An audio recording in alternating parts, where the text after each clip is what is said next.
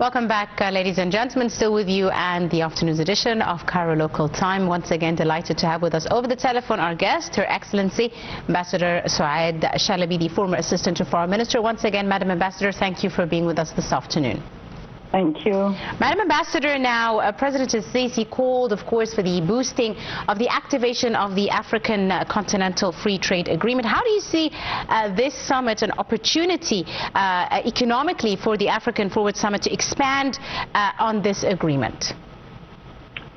Yes, of course, this is a very good opportunity for the African to boost the relations between the countries, the economic relations and the trade relations, because it is mainly the African Continental Free Trade Area is mainly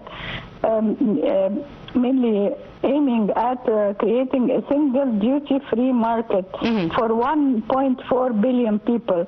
That means that the intra-African trade will increase from 3 trillion and it will be boosting the GDP by 1.4 trillion by 2045.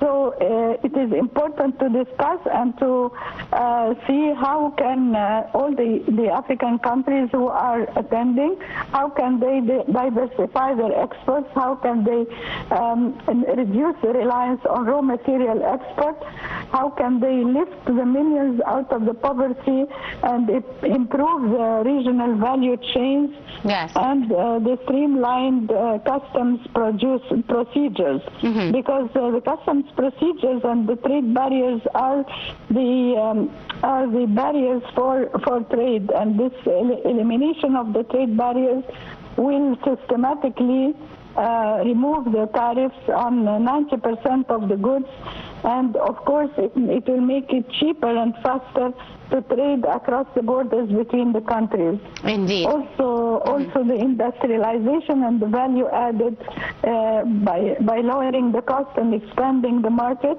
the regional value chains will also gain from the manufacturing and from exporting not the raw materials but the products itself. Indeed.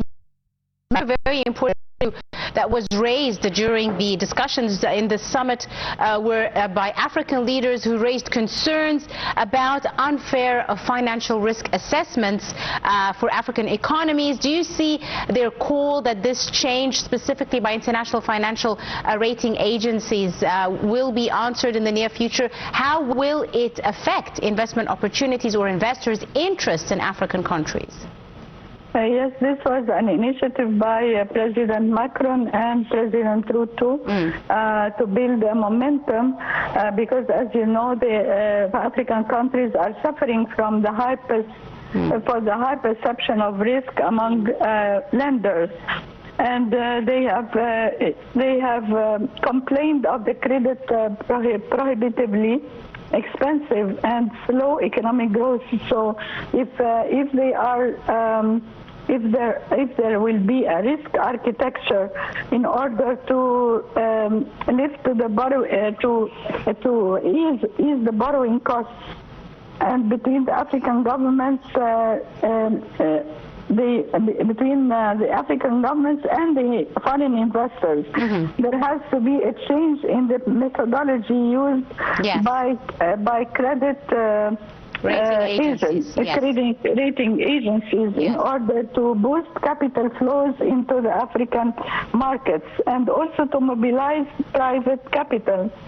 So this is what the African governments were requesting and were taking an initiative in order to have economic diversification and in order to improve the investment and lift the debt burden and the loans from the African nations. Yes, right. We'll leave it at that. To Your Excellency Ambassador Sou'ad Shalaby, former Assistant to the Foreign Minister. Many thanks, ma'am, for your time and your insight this afternoon.